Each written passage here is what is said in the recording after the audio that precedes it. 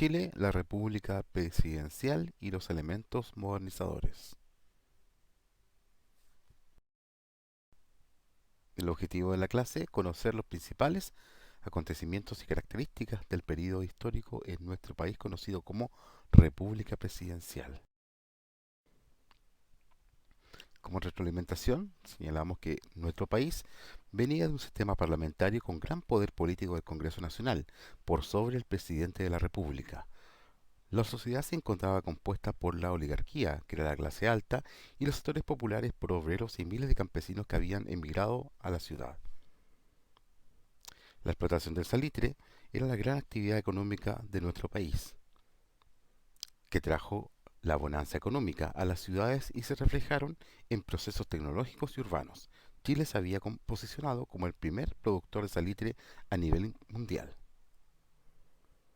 Sin embargo, esta bonanza no alcanzó a los sectores populares, quienes aún vivían en paupérrimas condiciones, hacinados y con pésimas condiciones de vida y laborales, lo que llevó a una serie de demandas por el mejoramiento del trabajo.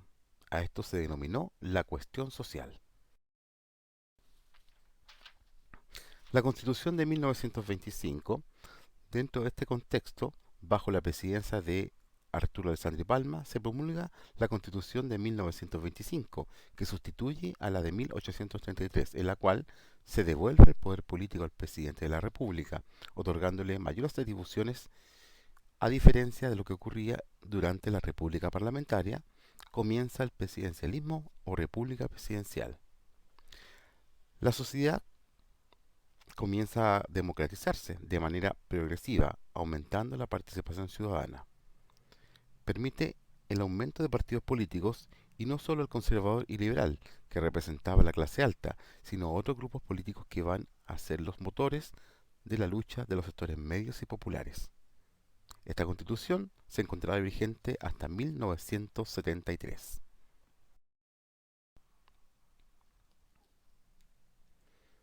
En 1929, la Bolsa de Comercio de Nueva York, conocida como Wall Street, cae, lo que significa que muchas empresas perderán millones de dólares y se irán a la quiebra.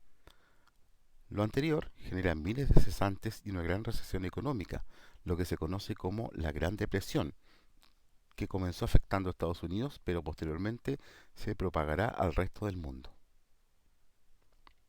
En Chile, el salitre ya no era rentable como producto de exportación, pues en Europa y Estados Unidos fue sustituido por otros compuestos químicos, por lo que se cerraron muchas oficinas salitreras y los antiguos trabajadores del salitre emigraron a la zona central, generándose desempleo y condiciones infrahumanas.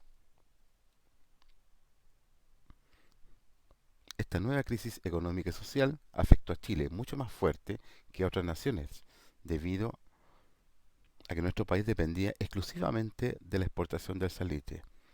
Por tanto, los niveles de cesantía, las condiciones de hacinamiento, la aparición de poblaciones marginales alrededor de las ciudades, conocidas como poblaciones callampa, la hambruna, la pobreza extrema, fue mucho peor que, que lo ocurrido durante la cuestión social.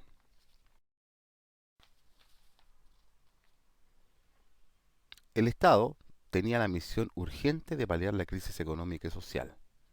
La primera medida fue la adopción del modelo ISI de industrialización por sobre las importaciones, en la cual aparecen empresas nacionales para aumentar la producción interna por sobre la importación de elementos. El Estado asume un rol de bienestar o benefactor. Invertirá fuertemente en salud, educación, vivienda y seguridad social. Se crean empresas nacionales. A partir de la Corporación de Fomento o Corfo, nacen así FAMAE, LAN, IANSA, CAP, Endesa, entre otras. Estos cambios se dieron principalmente bajo el gobierno de Pedro Aguirre Cerda.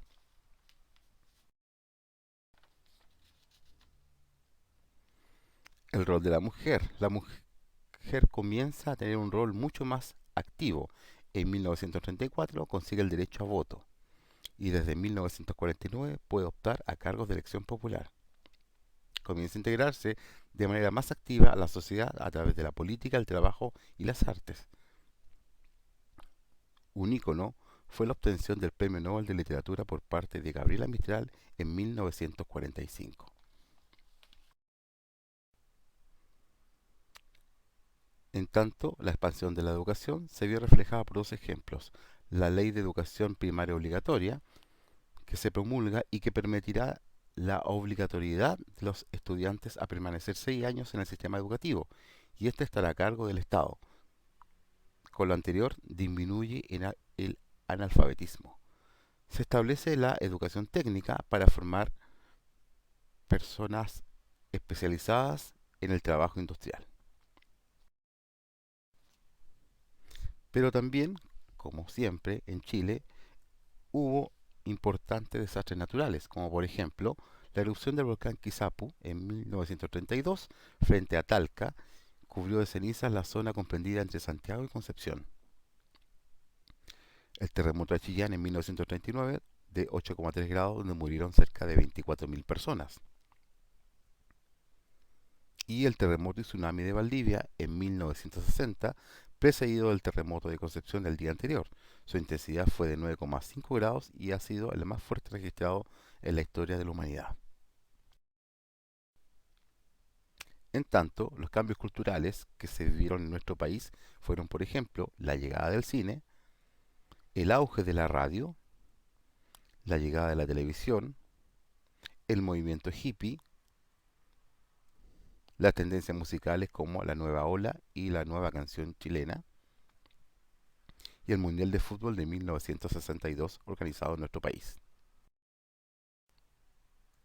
Pero, ¿qué pasaba en el resto del mundo?